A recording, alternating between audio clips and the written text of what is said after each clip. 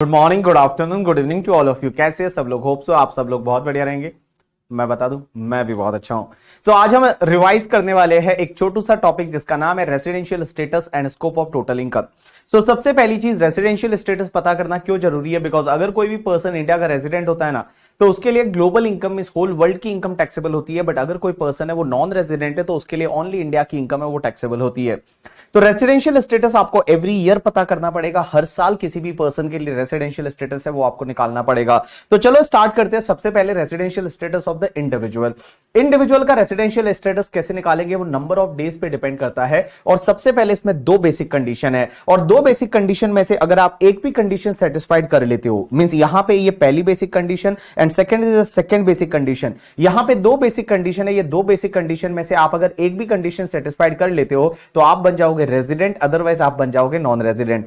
सबसे पहली basic condition, stay in India for 182 days or more in previous year, or stay in India for 60 days or more in previous year and 365 days or more in last 4 previous year. So there are two basic condition. पहली basic condition क्या है? Stay in India for 182 days or more in previous year. और दूसरी basic condition क्या है? Stay in India for 60 days or more in previous year and 365 days or more in last 4 previous year. ये जो दो basic condition है ना, out of two basic condition if you satisfied at least one basic condition, आप बन जाएंगे resident, otherwise आप बन जाएंगे नॉन रेजिडेंट। अगर आप नॉन रेजिडेंट बन जाते हैं तो गोज टू बाय ऑयल, तेल लेने गया, आगे देखने की जरूरत नहीं है। लेकिन अगर आप रेजिडेंट बन जाते हैं तो आपको यह देखना पड़ेगा कि आप ऑर्डिनरीली रेजिडेंट है या फिर नॉट ऑर्डिनरीली रेजिडेंट है, और उसके लिए दो एडिशनल कंडीशन है।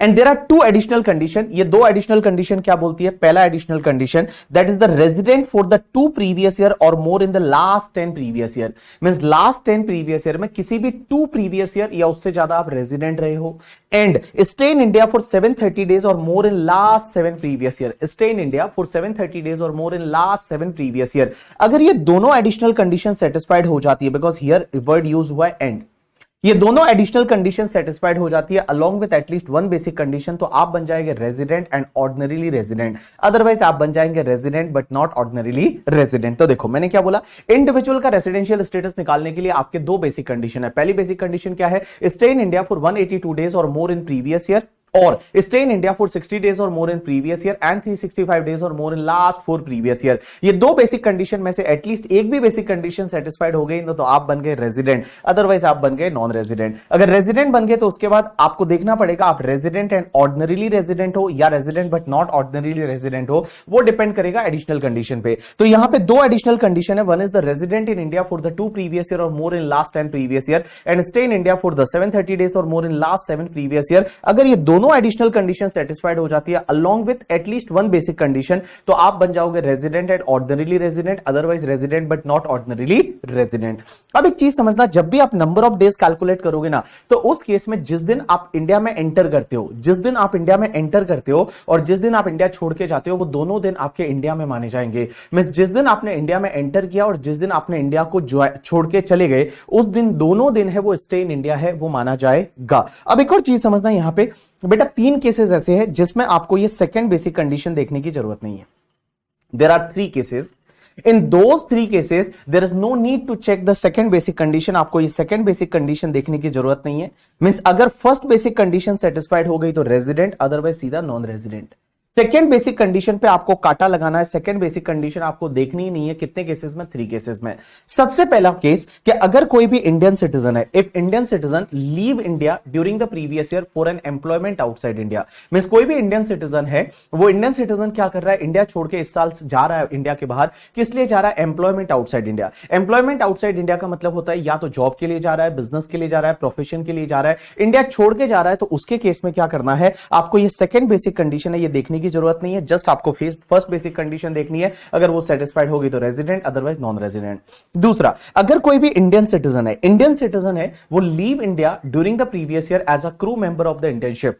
मींस इंडियन सिटीजन है, वो इंडिया छोड़ के जा रहा है और वो किस लिए जा रहा है पता है? As a crew member of the Indian ship, तो उसके लिए सेकंड कंडीशन नहीं देखनी है। एंड तीसरा, अगर कोई इंडियन सिटीजन है या पर्सन ऑफ इंडियन ओरिजिन है। पर्सन ऑफ इंडियन ओरिजिन का मतलब होता है कि अगर कोई भी पर्सन है वो अभी नॉन रेजिडेंट है, लेकिन उसके अभी जो नॉन सिटीजन है इंडिया का, लेकिन उसके पेरेंट्स या ग्रैंड पेरेंट्स में से कोई भी अनडिवाइडेड इंडिया में बॉर्न हुआ था, मींस किसी का जन्म है वो अनडिवाइडेड इंडिया में 1947 से पहले, इंडिया पाकिस्तान बांग्लादेश एक था, और उसमें किसी का जन्म हुआ था, उसके पेरेंट्स में से किसी का या ग्रैंड पेरेंट में से किसी का, तो उस पर्सन को मैं बोलूंगा पर्सन ऑफ इंडियन ओरिजिन। तो मैंने क्या बोला कि अगर कोई इंडियन सिटीजन है, पर्सन ऑफ इंडियन ओरिजिन है, वो क्या करते हैं during the previous year India में आते हैं, किसके लिए? विजिट के लिए। विजिट के लिए मतलब शॉर्ट ड्यूरेशन के लिए वगैरह इंडिया में आते हैं। तो उस केस में आपको ये सेकंड बेसिक कंडीशन नहीं देखनी है। अगर उनका टोटल इनकम है, फॉरेन सोर्स की इनकम को छोड़ के total income is up to 15 lakh rupees, means up to 15 lakh rupees उसका टोटल इनकम है, तो आपको ये सेकंड बेसिक कंडीशन देखना ही नहीं है। तो देखो मैंने क्या बोला, all people just pay attention, there are two basic condition. पहला is stay in India for the 182 days or more in previous year. दूसरा बेसिक कंडीशन क्या है? Stay in India for the 60 days or more in previous year and 365 days or more in last 4 previous year. अब एक बात समझना, यहां पे जो ये सेकंड बेसिक कंडीशन है ना, ये आपको देखने की जरूरत नहीं है 3 केसेस में। कौन कौन से केसेस में? पहला, Indian citizen leave India during the previous year for an employment outside India. Indian citizen leave India during the previous year as a crew member of the Indian ship. Indian citizen or person of Indian origin comes in India for a visit and their total income is up to 15 lakh rupees. अगर उनका total income है वो up to 15 lakh rupees है और वो India आते हैं visit के लिए, तो उनके केस में ये सेकंड बेसिक कंडीशन देखने की जरूरत नहीं है। और फर्स्ट बेसिक कंडीशन सेटिस्फाइड हुई तो रेजिडेंट, अदरवाइज सीधा नॉन रेजिडेंट। लेकिन एक बात समझना, अगर इंडियन सिटीजन और पर्सन ऑफ इंडियन ओरिजिन है वो इंडिया में आ रहे हैं विजिट के लिए, लेकिन उनका टोटल इनकम है वो 15 लाख से ज्यादा है, तो क्या करना? If that total income is more than 15 lakh rupees, तो उसमें क्या करना है कि आपको ये सेकंड बेसिक कंडीशन देखना पड़ेगा। लेकिन सेकंड बेसिक कंडीशन जहां पे आप देखोगे ना, यहां पे ये 60 डेज की जगह आपका 120 डेज सब्स्टिट्यूट हो जाएगा। मींस आपकी सेकंड बेसिक कंडीशन होगी that is stay in India for 120 days or more in previous year and 365 days or more in last 4 previous year. ये आपकी सेकंड बेसिक कंडीशन हो जाएगी। और अगर सेकंड बेसिक कंडीशन सेटिस्फाइड हो जाती है और ये फर्स्ट बेसिक कंडीशन सेटिस्फाइड नहीं होती, सेकंड बेसिक कंडीशन सेटिस्फाइड हो जाती है, टोटल इनकम है वो 15 लाख से ज्यादा है और 120 डेज से ज्यादा इंडिया में स्टे करते हैं बट 182 डेज से कम है, तो उस केस में वो पर्सन सीधा रेजिडेंट बन जाएगा, लेकिन नॉट ऑर्डिनरीली रेजिडेंट। आपको एडिशनल कंडीशन देखने की जरूरत नहीं है। आपको एडिशनल कंडीशन देखने की जरूरत नहीं है, वो पर्सन सीधा resident but not ordinarily resident बन जाएगा। वापस बोल रहा हूं, समझने की कोशिश करना। अगर कोई इंडियन सिटीजन है या पर्सन ऑफ इंडियन ओरिजिन है, वो क्या करते हैं, इस साल इंडिया में आते हैं और उनका टोटल इनकम फॉरेन सोर्स के इनकम को छोड़ के उनका टोटल इनकम 15 लाख से कम है, तो क्या करना है? 15 लाख तक ही है तो ये देखना ही नहीं है।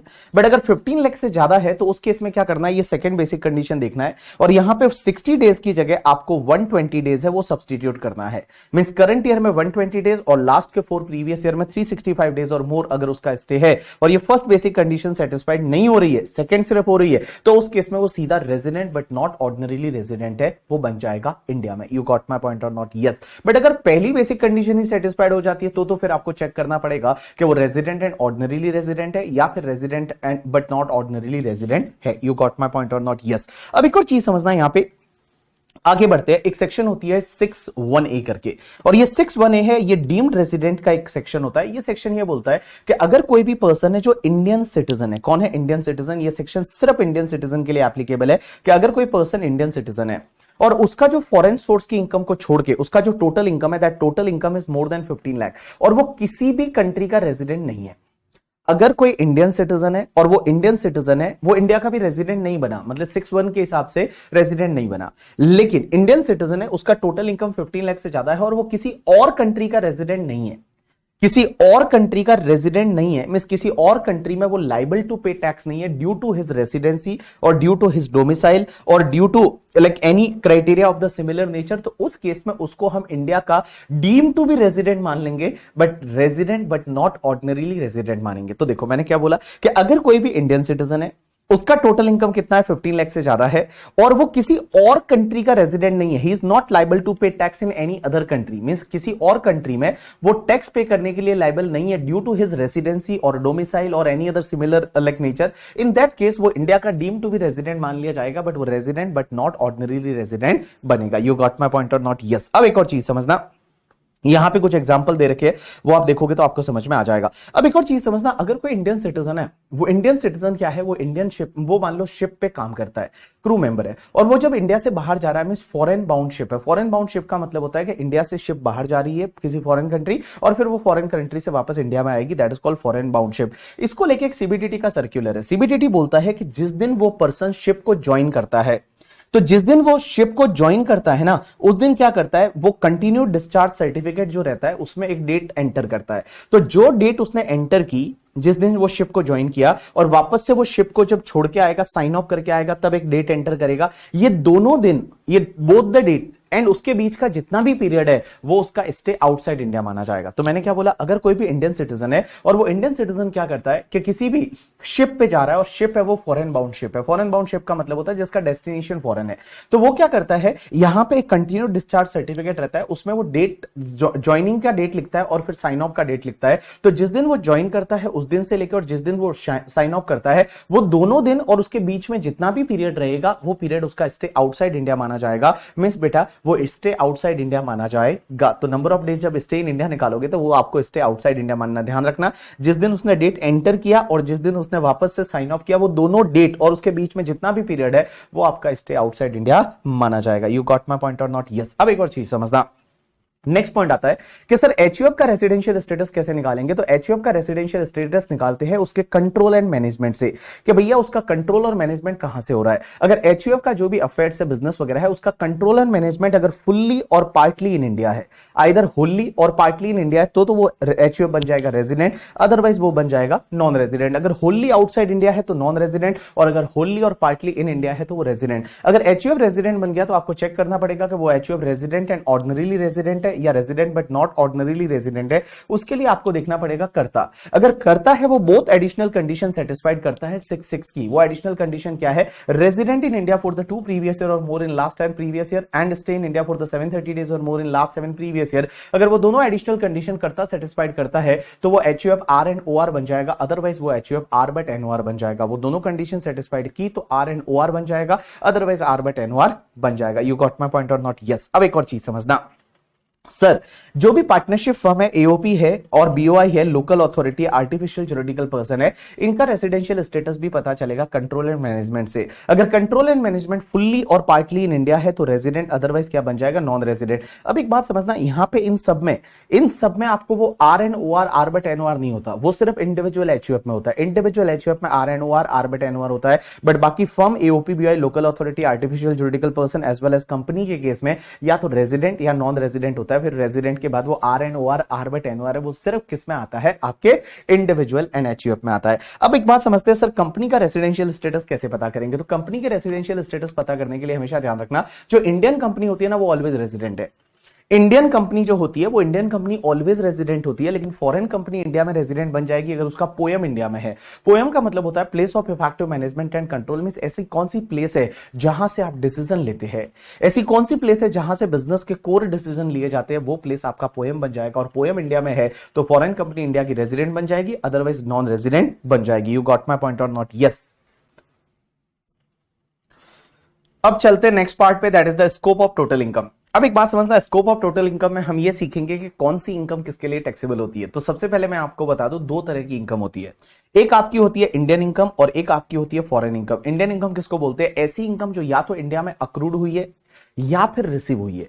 या तो कोई इनकम ऐसी है जो इंडिया में क्या हुई है, अक्रूड हुई है, अक्रूड और अराइज और डीम टू बी अक्रूड और अराइज इन इंडिया। या तो इंडिया में अक्रू हुई है या फिर इंडिया में रिसीव हुई है, दोनों में से कुछ भी एक चीज होती है तो वो इंडियन इनकम बोलेंगे। और बाकी जितनी भी इनकम है वो foreign income. Foreign income means accrue भी बाहर हुई है और अराइज भी बाहर हुई है, रिसीव भी बाहर हुई है, that is called foreign income. तो इंडिया में मैं बताऊं, अक्रूड और अराइज इन इंडिया या फिर रिसीव्ड इन इंडिया, उसको इंडियन इनकम बोलेंगे। और जो अक्रूड भी बाहर हुई है और रिसीव भी बाहर हुई है, उसको अपन बोलेंगे फॉरेन इनकम। अब एक चीज समझना, सर यहां अक्रूड का मतलब क्या, अक्रूड का मतलब होता है जनरेटेड, कि अगर वो इनकम है वो जनरेट कहां पे हुई है। तो अगर कोई भी इनकम है वो इंडिया में जनरेट हुई है तो उसको मैं बोलूंगा अक्रूड इन इंडिया। जनरेटेड का मतलब क्या होता है, जैसे for an example like salary है, तो सैलरी में आपका जॉब कहां पे चल रहा है, हाउस प्रॉपर्टी में हाउस प्रॉपर्टी कहां पे लोकेटेड है, बिजनेस के केस में बिजनेस कहां पे लोकेटेड है, कैपिटल गेन में वो कैपिटल असेट कहां पे है। अगर अदर सोर्सेज की बात करूं बैंक अकाउंट की, तो बैंक अकाउंट कहां पे लोकेटेड है। तो जहां पे वो बैंक अकाउंट वगैरह लोकेटेड है वहां पे वो इनकम क्या हो रही है, अक्रू हो रही है। तो इनकम या तो इंडिया में अक्रू होती है या इंडिया में रिसीव होती है, उसको हम इंडियन इनकम बोलेंगे।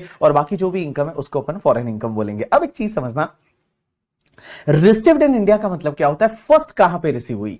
अगर जैसे कोई भी इनकम है वो दुबई में रिसीव हुई, लेकिन आपने उसके बाद उसको रेमिट किया, जैसे मान लो one of my friend he is working in Dubai, हर महीने उसको सैलरी वहां पे मिलती है, उसके बैंक अकाउंट में आती है, उसके बाद वो अपनी मम्मी को कुछ पैसा यहां पे रेमिट करता है इंडिया में, तो क्या ये रिसीव्ड इन इंडिया माना जाएगा? आंसर इज नो, ये रिसीव्ड इन इंडिया नहीं है, ये भैया रिसीव्ड दुबई में ही हुआ था, उसके बाद रेमिटेंस इन इंडिया हुआ है, तो रेमिटेंस इन इंडिया कोई रिसीव्ड इन इंडिया नहीं माना जाएगा। जो भी इनकम है वो पहली बार कहां रिसीव हुई, पहली बार अगर बाहर रिसीव हुई, उसके बाद में आप रेमिट कर रहे हो इंडिया में, तो ये इंडिया में रिसीव नहीं माना जाएगा। अब एक चीज समझना, मैं क्वेश्चन ही आता है कि सर कौन से पर्सन के लिए कौन सी इनकम टैक्सेबल होती है, तो हमेशा ध्यान रखना अगर कोई भी पर्सन है वो रेजिडेंट है, ऑर्डिनरीली रेजिडेंट है ना, उसके लिए पूरे वर्ल्ड की इनकम टैक्सेबल होती है।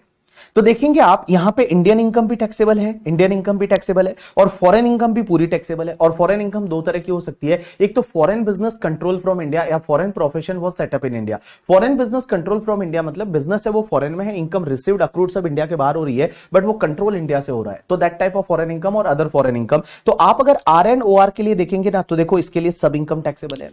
इंडियन इनकम है वो पूरा टैक्सेबल है, foreign income business control from India है वो भी टैक्सेबल है, और अदर फॉरेन इनकम है वो भी टैक्सेबल है। लेकिन एक चीज समझना, अगर कोई पर्सन R बट NOR होता है, resident but not ordinary resident होता है, तो उसके लिए इंडियन इनकम टैक्सेबल होती है, और फॉरेन इनकम सिर्फ वही वाली टैक्सेबल होती है जो बिजनेस कंट्रोल फ्रॉम इंडिया है, या फिर profession was set up in India. So business और प्रोफेशन जो है वो कंट्रोल और सेटअप इन इंडिया वो वाला है, business control from India. Foreign का बिजनेस है, इनकम रिसीव बाहर हो रही है, इनकम अक्रूड बाहर हो रही है, लेकिन वो बिजनेस इंडिया से कंट्रोल हो रहा है, तो उस केस में वो वाली इनकम है वो R बट NOR के लिए टैक्सेबल हो जाएगी। और NR के लिए कौन सी टैक्सेबल होती है, सिर्फ इंडियन इनकम है वही टैक्सेबल होती है, बाकी कोई भी इनकम है वो टैक्सेबल नहीं होती। तो आप कैसे देखेंगे, RNOR के लिए ऑल होल वर्ल्ड की इनकम टैक्सेबल होती है, इंडियन इनकम और फॉरेन इनकम भी टैक्सेबल होती है।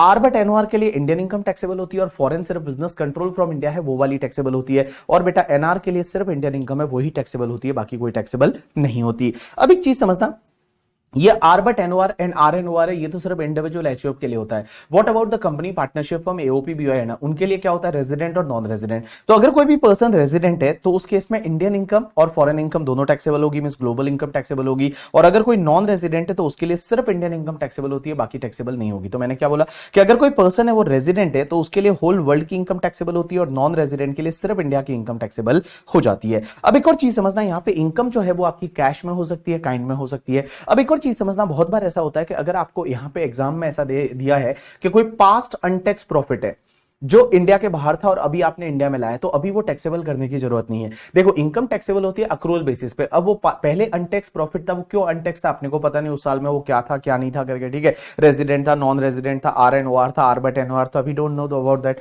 सो वो अभी अगर इस साल में रीपेट्रिएट इंडिया में करते हैं, उसको आपको कुछ भी करने की जरूरत नहीं, उसको आपको क्या करना है, इग्नोर करना है करके, ठीक है। चलिए अब एक बात समझना, एक चीज होती है अक्रूड और एक होती है रिसीव्ड, और एक होती है डीम टू बी अक्रूड और एक होती है डीम टू बी रिसीव्ड। तो सबसे पहली चीज ये है कि सर ये डीम टू बी रिसीव्ड का मतलब क्या होता है। तो डीम टू बी रिसीव का मतलब जो आपको रिसीव नहीं हुआ लेकिन ये मान लिया जाएगा आपको इंडिया में रिसीव हो गया। इसमें सबसे पहला पॉइंट ये है कि आपको पता है आपका एम्प्लॉयर जो आरपीएफ में कंट्रीब्यूशन करता है, तो आपको पता है 12% तक तो वो एग्जेम्प्ट होता है आरपीएफ का आपकी सैलरी का। तो 12% से जितना भी ऊपर वाला अमाउंट है ना वो आपको मिला नहीं है, बट ये मान लिया जाएगा ये deem to be received in India हो गया है और आपके लिए टैक्सेबल होगा। एज वेल एज द जो आपके आरपीएफ होता है, आरपीएफ पे जो इंटरेस्ट आता है वो इंटरेस्ट 9.5% तक एग्जेम्प्ट है, उसके ऊपर वाला आपको मिलता नहीं है, बट ये मान लिया जाएगा आपको मिल गया है और आपके लिए वो टैक्सेबल हो जाएगा। That is called deem to be receive.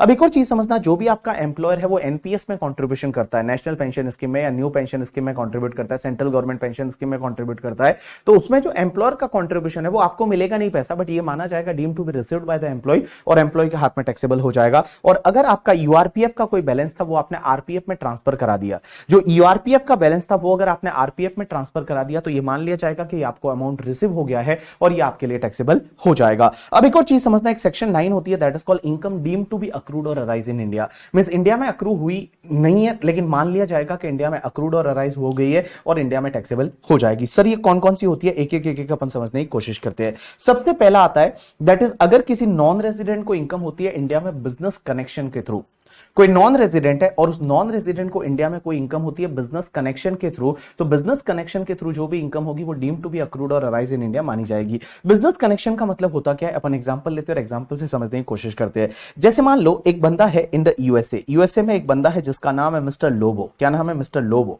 So mister Lobo है वो यूएसए का बंदा है। अब उसने क्या किया पता है, इंडिया में किसी पर्सन को अपॉइंट किया, इंडिया में किसी पर्सन को अपॉइंट किया और वो इंडिया में जो पर्सन है ना वो क्या है, उस नॉन रेजिडेंट का एजेंट है, और वो इंडिया में क्या करता है पता है, नॉन रेजिडेंट के लिए या तो कॉन्ट्रैक्ट कंक्लूड करता है या फिर प्रिंसिपल रोल प्ले करता है कॉन्ट्रैक्ट कंक्लूड करने के लिए, और वो हैबिचुअली करता है, मींस हर बार वो ऐसा करता है। तो मैंने क्या बोला, कोई नॉन रेजिडेंट पर्सन है, उसने क्या किया, इंडिया में किसी पर्सन को अपॉइंट किया, और वो इंडिया में जो पर्सन है वो क्या करता है, या तो हैबिचुअली कॉन्ट्रैक्ट कंक्लूड करता है या फिर प्रिंसिपल रोल प्ले करता है कॉन्ट्रैक्ट कंक्लूड करने के लिए, या फिर क्या करता है, नॉन रेजिडेंट के कहे अनुसार इंडिया में क्या करता है, स्टॉक मेंटेन करता है, और नॉन रेजिडेंट जैसे बोलता है उसके हिसाब से वो डिलीवरी करता है, या नॉन रेजिडेंट के लिए वो क्या करता है, होली और फुल्ली नॉन रेजिडेंट के लिए इंडिया में क्या करता है, ऑर्डर सिक्योर करता है। तो उस केस में उस नॉन रेजिडेंट का इंडिया में बिजनेस कनेक्शन माना जाएगा, और बिजनेस कनेक्शन से जो भी इनकम होगी वो इंडिया में डीम टू बी अक्रूड और अराइज इन इंडिया मानी जाएगी, और वो नॉन रेजिडेंट के लिए इंडिया में टैक्सेबल हो जाएगी। I can take one example, जैसे ये लोबो है, इसने क्या किया, इंडिया में एक पर्सन को अपॉइंट किया जिसका नाम है मिस्टर राजेश, एक इंडिया में पर्सन अपॉइंट किया। अब एक बात समझना, जो इंडिया का पर्सन है राजेश, वो राजेश क्या करता है, या तो उस नॉन रेजिडेंट लोगों के लिए इंडिया में हैबिचुअली कॉन्ट्रैक्ट कंक्लूड करता है, या प्रिंसिपल रोल प्ले करता है कॉन्ट्रैक्ट कंक्लूड करने के लिए, या फिर वो नॉन रेजिडेंट के लिए क्या करता है, इंडिया में स्टॉक मेंटेन करता है और उसमें से स्टॉक की डिलीवरी करता है, या फिर वो नॉन रेजिडेंट के लिए क्या करता है, होली और फुल्ली उस नॉन रेजिडेंट के लिए इंडिया में ऑर्डर सिक्योर करता है और ऑर्डर लेके उसको देता है। तो उसका फॉरेनर का इंडिया में क्या बन जाएगा, बिजनेस कनेक्शन बन जाएगा, और उसको इंडिया में टैक्स भरना पड़ेगा, उसकी इनकम जो है वो डीम टू बी अक्रूड और अराइज इन इंडिया मानी जाएगी। लेकिन एक बात समझना, बहुत बार क्या होता है कि वो जो पर्सन है, मान लो राजेश है, वो राजेश क्या करता है कि लोगों के लिए जो है वो ऑर्डर सिक्योर करता है होली उसके लिए, लेकिन कभी कभी क्या करता है, वो एक दूसरा बंदा और है होबो के लिए भी ऑर्डर सिक्योर कर लेता है। तो एक बात बताओ, यहां लोगों का तो बिजनेस कनेक्शन बन जाएगा क्योंकि राजेश है वो होली लोबो के लिए ऑर्डर सिक्योर करता है, लेकिन कभी कभी वो होबो के लिए भी कर देता है। तो क्वेश्चन ये आता है, क्या होबो का इंडिया में बिजनेस कनेक्शन बनेगा या नहीं बनेगा? तो यहां पे लॉ मेकर्स बोलते हैं कि नॉर्मली होबो का बिजनेस कनेक्शन नहीं बनेगा, क्योंकि यहां पे जो राजेश है ना, वो होली और फुल्ली ऑर्डर जो है वो सिक्योर कर रहा है लोबो के लिए, कभी कभी है वो होबो के लिए कर रहा है, तो होबो का बिजनेस कनेक्शन नहीं बनेगा। लेकिन एक चीज समझना, अगर जो ये होबो जो है वो लोबो को कंट्रोल करता है, या फिर लोबो है वो होबो को कंट्रोल करता है, या फिर कोई थर्ड पार्टी है जो लोबो और होबो दोनों को कंट्रोल करते हैं, तो उस केस में बेटा जो होबो है उसका भी इंडिया में deem to be business connection बन जाएगा। तो देखो यहां पे दे रखा है कि जैसे एक बंदा है mister A that is acting on the mister X behalf, A जो है वो एक्स के बिहाफ पे काम कर रहा है, इंडिया में ऑर्डर सिक्योर कर रहा है। अब एक बात बताओ, मिस्टर एक्स है, उसके लिए वो ऑर्डर सिक्योर कर रहा है, तो मैं बताऊं एक्स का तो सीधा बिजनेस कनेक्शन बन गया, लेकिन ये वाई के लिए भी कभी कभी ऑर्डर सिक्योर कर लेता है, वाई के लिए कभी कभी ऑर्डर सिक्योर करता है, तो वाई का क्या इंडिया में बिजनेस कनेक्शन होगा? Answer is no. लेकिन 3 केसेस में हो जाएगा। कब कब? या तो एक्स जो है वो वाई को कंट्रोल करता है, या फिर वाई है वो एक्स को कंट्रोल करता है, या फिर एक्स और वाई दोनों को मिलकर कोई जेड है वो कॉमन पर्सन है वो कंट्रोल करता है, तो ऐसा बिजनेस कनेक्शन बन जाएगा और income deem to be accrued और अराइज इन इंडिया मानी जाएगी। अब एक और चीज समझना, यहां पे बिजनेस कनेक्शन में इन्होंने एक और चीज डाली कि एसआईपी का मतलब होता है कि that is the significant economic presence, कि अगर कोई नॉन रेजिडेंट है उसका इंडिया में सिग्निफिकेंट इकोनॉमिक प्रेजेंस है तो वो भी बिजनेस कनेक्शन माना जाएगा और उससे जो इनकम होगी वो भी इंडिया में टैक्सेबल हो जाएगी। अब ये सिग्निफिकेंट इकोनॉमिक प्रेजेंस क्या होता है? तो इसके लिए इन्होंने बोला कि अगर कोई भी नॉन रेजिडेंट है और वो नॉन रेजिडेंट क्या करता है, इंडिया में कोई ट्रांजेक्शन करता है गुड्स का या सर्विस का या प्रॉपर्टी का, carried out by the non-resident with any person in India including the provision of the download of data or software in India, और पूरे साल का जो इंडिया से जो उसको पैसा मिलता है, ट्रांजैक्शन वैल्यू 2 करोड़ रुपए से ज्यादा है, तो उसका इंडिया में बिजनेस कनेक्शन बन जाएगा। I can take example. अब बहुत बार क्या होता है आपको पता है, अपन बहुत बार फॉरेन की कंपनियों से सॉफ्टवेयर डाउनलोड करते हैं, एंटीवायरस डाउनलोड करते हैं और उसको पैसा देते हैं करके, ठीक है? तो आप अगर सॉफ्टवेयर वगैरह डाउनलोड कर रहे हो और उसके लिए उसको जो पैसा मिल रहा है पूरे साल में 2 करोड़ से ज्यादा मिल रहा है, तो उसका इंडिया में deem to be business connection बन जाएगा और इंडिया में इनकम टैक्सेबल हो जाएगी। और दूसरा, अगर कोई भी ऐसी एप्लीकेशन वगैरह है करके, ठीक है, और जैसे गेम्स की एप्लीकेशन वगैरह होती है और उसके जो यूजर है इंडिया में वो 3 लाख या उससे ज्यादा है, मींस एटलीस्ट 3 लाख यूजर है, तो उस केस में उसका इंडिया में बिजनेस कनेक्शन बन जाएगा और उससे जो भी इनकम होगी उस पर इंडिया में टैक्स भरना पड़ेगा। तो आप ऐसे याद रखेंगे कि एसीपी में क्या है, सिग्निफिकेंट इकोनॉमिक प्रेजेंस में बिजनेस कनेक्शन माना जाएगा। या तो नॉन रेजिडेंट क्या करता है कि कोई भी गुड्स है, सर्विस है, प्रॉपर्टी है, या कोई including the like download of the data, download of the software and all, वैसी एक्टिविटी होती है और उसको पूरे साल में जो ट्रांजैक्शन वैल्यू है वो 2 करोड़ रुपए से ज्यादा है, तो बिजनेस कनेक्शन बनेगा। और दूसरा आपका, अगर मान लो वो सिस्टमेटिक और continuous सोलिसिटिंग of business activity engage in interaction with the users in the India, जैसे मोबाइल एप्लीकेशन एंड ऑल, तो उसके थ्रू जो भी है वो एटलीस्ट अगर 3 लाख या उससे ज्यादा के यूजर है, तो उस केस में क्या होगा, उसका बिजनेस कनेक्शन बन जाएगा और इंडिया में उसकी इनकम टैक्सेबल हो जाएगी। आपको इतना याद रखना है। अब एक चीज समझना, 4 चीजें ऐसी है जहां पे आपका बिजनेस कनेक्शन नहीं बनेगा। 4 पॉइंट ऐसे हैं जिसमें आपका बिजनेस कनेक्शन नहीं बनेगा। सबसे पहला, अगर कोई भी नॉन रेजिडेंट वो क्या करता है, इंडिया में गुड्स को परचेज करता है और इंडिया में गुड्स को परचेज करके और एक्सपोर्ट कर देता है। जैसे फॉर एन एग्जांपल, फॉरेन की किसी कंपनी ने क्या किया, मुंबई में एक ऑफिस खोला और वो मुंबई का ऑफिस क्या करता है, इंडिया से गुड्स को परचेज करता है और फिर वो एक्सपोर्ट कर लेता है, तो यहां पे बिजनेस कनेक्शन नहीं बनेगा। दूसरी चीज, अगर मान लो कोई फॉरेन का न्यूज चैनल वगैरह है, वो इंडिया से क्या करते हैं, न्यूज को कलेक्ट करते हैं और न्यूज को कलेक्ट करते हैं और इंडिया के बाहर किसी न्यूज चैनल पे वगैरह ट्रांसमिट कर देते हैं, तो उस केस में बिजनेस कनेक्शन नहीं बनेगा। और तीसरा, अगर कोई नॉन रेजिडेंट है वो इंडिया में मूवी की शूटिंग के लिए आते हैं और मूवी की शूटिंग इंडिया से करके, जैसे स्लमडॉग मिलियनेयर वगैरह की थी, मूवी की शूटिंग के लिए आते हैं और फिर वो इंडिया से बाहर चले जाते हैं, तो उस केस में उनका बिजनेस कनेक्शन इंडिया में नहीं बनेगा। लेकिन उसमें एक कंडीशन है कि अगर वो नॉन रेजिडेंट इंडिविजुअल है, तो जो मूवी शूटिंग के लिए आ रहा है, तो उसको नॉन रेजिडेंट इंडिविजुअल है तो वो नॉन सिटीजन भी होना चाहिए। अगर वो पार्टनरशिप फर्म है तो उसके जितने भी पार्टनर है वो पार्टनर आपके नॉन रेजिडेंट नॉन सिटीजन होने चाहिए। उसके बाद में अगर मैं बात करूं, अगर वो कंपनी है तो उसके जितने भी शेयर होल्डर है वो नॉन रेजिडेंट नॉन सिटीजन होने चाहिए, तभी उनका बिजनेस कनेक्शन इंडिया में नहीं बनेगा। अब एक और चीज समझना, अगर कोई फॉरेन की कंपनी है वो इंडिया में क्या करती है पता है, जो स्पेसिफाइड जोन होते हैं वहां पे अनकट या अनअसोर्टेड जो डायमंड होता है, जो रॉ डायमंड होता है, उसका सिर्फ डिस्प्ले करती है, मींस खरीदती नहीं है, सिर्फ डिस्प्ले एक्टिविटी करती है नोटिफाइड जोन में अनकट या अनअसोर्टेड डायमंड का, तो उस केस में ये बिजनेस कनेक्शन नहीं बनेगा। जैसे साउथ अफ्रीकन एक कंपनी है जो फॉरेन कंपनी है और वो क्या करती है पता है, डायमंड का इंडिया में सिर्फ डिस्प्ले का एक्टिविटी करती है, तो वो कोई बिजनेस कनेक्शन नहीं है और भैया उससे इंडिया में इनकम टैक्सेबल नहीं होगी। अब एक और चीज समझना, अगर कोई भी इंडिया में प्रॉपर्टी है या कोई भी सोर्स है वो इंडिया में है और उससे जो इनकम होती है ना, वो डीम टू बी अक्रूड और अराइज इन इंडिया मानी जाती है। अब यहां पे एक और चीज समझना आप कि अगर कोई इंडिया में कैपिटल असेट सिचुएटेड है और वो कैपिटल असेट आप ट्रांसफर कर देते हो, तो उससे जो भी कैपिटल गेन होगा वो इंडिया में डीम टू बी अक्रूड और अराइज इन इंडिया माना जाएगा। अब एक और चीज समझना, अगर किसी ने सर्विस इंडिया में रेंडर की थी और रिटायरमेंट के बाद भी अगर कुछ पैसा मिलता है ना, तो वो डीम टू बी अक्रूड और अराइज इन इंडिया माना जाएगा। जैसे कोई पर्सन है, उसने सर्विस इंडिया में दी थी और अभी वो नेपाल में जाके शिफ्ट हो गया और वहां पे उसको पेंशन मिल रही है, तो पेंशन मिल रही है वो डीम टू बी अक्रूड और अराइज इन इंडिया मानी जाएगी और इंडिया में टैक्सेबल हो जाएगी। अब एक और चीज समझना, अगर अपनी सेंट्रल गवर्नमेंट से किसी भी एम्प्लॉय को सैलरी मिलती है ना, वो डीम टू बी अक्रूड और अराइज इन इंडिया मानी जाती है। जैसे पता है कि यूएस में वगैरह अपन इंडियन एम्बेसी वाले लोग हैं, यूक्रेन में इंडियन एम्बेसी के लोग हैं, रशिया में इंडियन एम्बेसी के लोग हैं करके, ठीक है, तो वहां पे जो इंडियन एम्बेसी के लोग हैं वो उनको जो सैलरी है वो इंडियन गवर्नमेंट देती है, तो उनको जो सैलरी है ना वो डीम टू बी अक्रूड और अराइज इन इंडिया मानी जाएगी और इंडिया में टैक्सेबल होती है। लेकिन एक चीज ध्यान रखना, उनको जो भी परक्यूजिट मिलते हैं, जो भी अलाउंसेस मिलते हैं, वो फुल्ली एग्जेम्प्ट होते हैं अंडर सेक्शन 10(7), उस पर कोई भी टैक्स नहीं लगता है। अब यहाँ पे जो डिविडेंड अगर इंडियन कंपनी से मिलता है, किसी को भी इंडियन कंपनी से डिविडेंड मिलता है ना, वो डीम टू बी अक्रूड और अराइज इन इंडिया माना जाता है और वो पूरा टैक्सेबल इंडिया में हो जाएगा। अब यहां पे एक चीज समझना, एक इंटरेस्टिंग पार्ट आती है, that is related to the interest. अब ये पॉइंट क्या बोलता है समझने की कोशिश करना, एक एग्जांपल लेते हैं। जैसे मान लो एक फॉरेन में एक बंदा है जिसका नाम है ओबामा और ओबामा के पास बहुत पैसा है। फॉर एन एग्जांपल, ओबामा जो है वो नॉन रेजिडेंट है, इसके पास बहुत पैसा है। ओबामा ने क्या किया पता है, कि अगर वो पैसा अपनी गवर्नमेंट को उधार दे दिया, अपनी गवर्नमेंट को उधार दिया और गवर्नमेंट से उसको ओबामा को जो इंटरेस्ट मिलेगा ना, तो वो डीम टू बी अक्रूड और अराइज इन इंडिया माना जाएगा और उसको इंडिया में टैक्सेबल करना पड़ेगा। तो अगर किसी नॉन रेजिडेंट को अपनी गवर्नमेंट से इंटरेस्ट मिलता है, क्या मिलता है, इंटरेस्ट मिलता है, तो वो deem to be accrued arise in India माना जाता है और उसको इंडिया में टैक्सेबल करना पड़ेगा। दूसरा, अगर ओबामा ने क्या किया, लोन दिया, जो पैसा दिया वो किसी रेजिडेंट पर्सन को दिया। रेजिडेंट में एग्जांपल ले लेते हैं, मान लो बीबी सर को, मैं रेजिडेंट हूं, मुझे पैसा दिया और मैं उनको जो इंटरेस्ट दे रहा हूं ना, वो इंटरेस्ट भी ओबामा के लिए डीम टू बी अक्रूड और अराइज इन इंडिया माना जाएगा और उसके लिए टैक्सेबल हो जाएगा। लेकिन एक चीज समझना, मैंने जो पैसा लिया किससे, ओबामा से, वो वाला पैसा मैंने इंडिया के बाहर के किसी बिजनेस या प्रोफेशन में लगा दिया, तो उस केस में ये इंटरेस्ट जो मिलेगा ओबामा को, वो डीम टू बी अक्रूड और अराइज इन इंडिया नहीं माना जाएगा।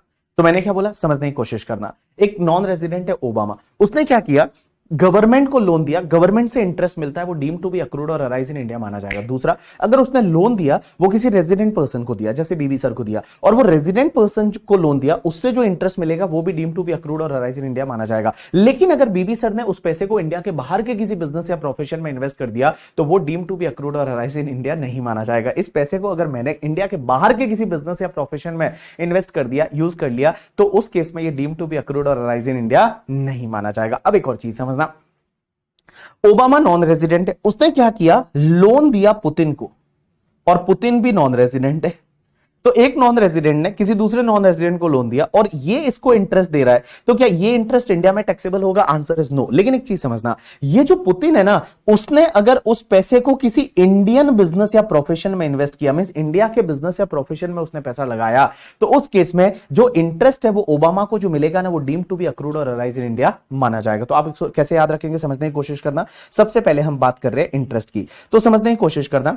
अगर एक ओबामा एक नॉन रेजिडेंट है, उसने क्या किया, लोन किसको दिया? गवर्नमेंट को दिया, गवर्नमेंट से इंटरेस्ट मिलता है, डीम टू बी अक्रूड और अराइज इन इंडिया। अगर किसी रेजिडेंट पर्सन को दिया, इंटरेस्ट मिलता है, डीम टू बी अक्रूड और arise in India. But exception क्या है कि अगर उस रेजिडेंट पर्सन ने इंडिया के बाहर के, जैसे मैंने मान लो श्रीलंका के बिजनेस या प्रोफेशन में इन्वेस्ट किया, तो वो डीम टू बी अक्रूड और अराइज इन इंडिया नहीं माना जाएगा। अगर किसी नॉन रेजिडेंट ने किसी दूसरे नॉन रेजिडेंट को लोन दिया और दूसरे नॉन रेजिडेंट ने जो पैसा है वो इंडिया के किसी बिजनेस या प्रोफेशन में यूज किया है, तो उससे जो भी इंटरेस्ट मिलेगा वो डीम टू बी अक्रूड और अराइज इन इंडिया माना जाएगा। यू गॉट माय पॉइंट और नॉट? यस। अब एक चीज समझना, ऐसा ही एक एग्जांपल है रॉयल्टी को लेके।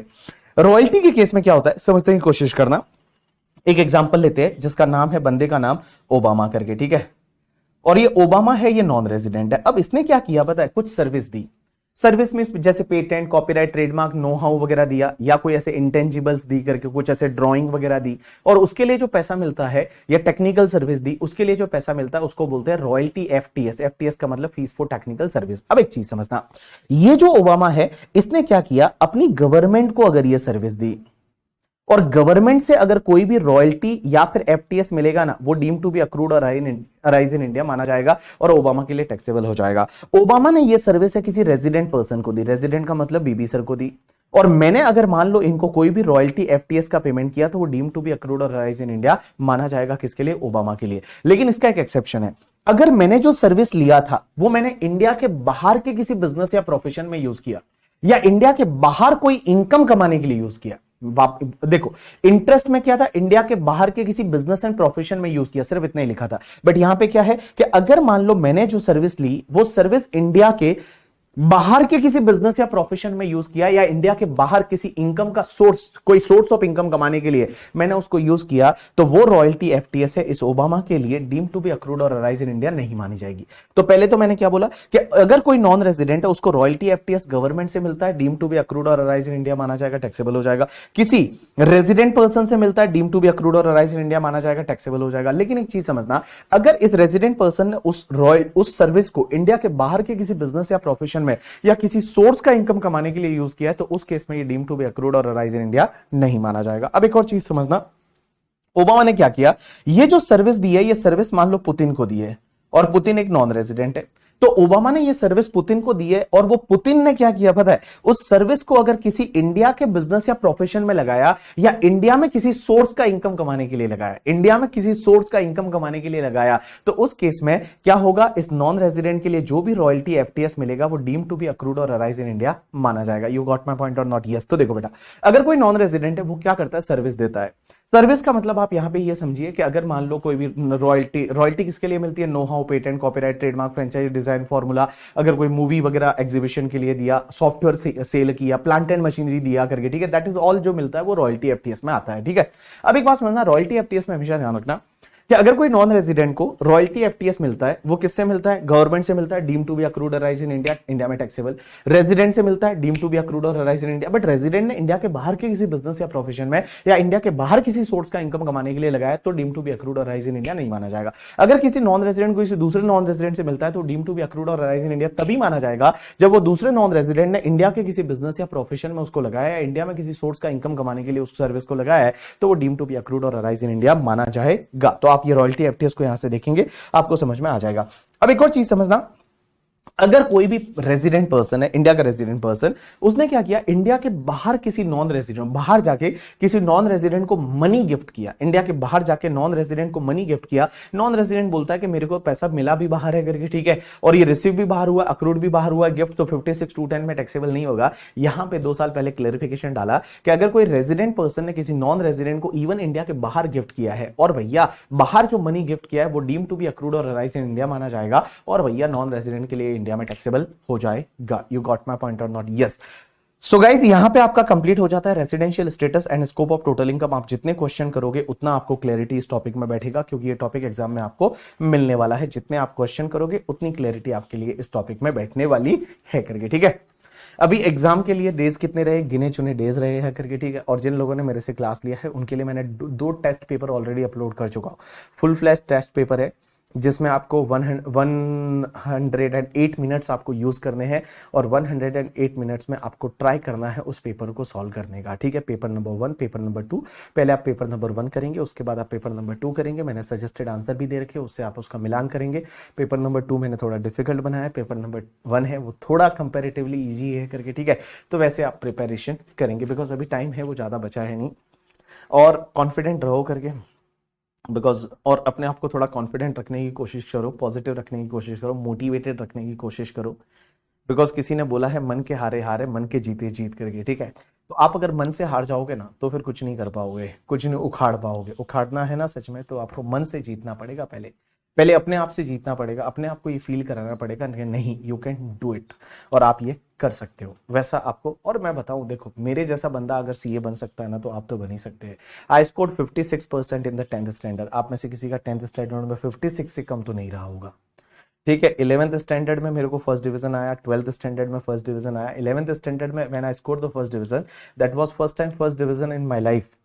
तो बहुत सारी चीजें ऐसी होती है। सो मैं ये बोल रहा हूँ आपसे, यही कहना चाहूंगा कि like just focus to your study and just crack it, okay. Thanks a lot people, मिलते हैं अगले लेक्चर में।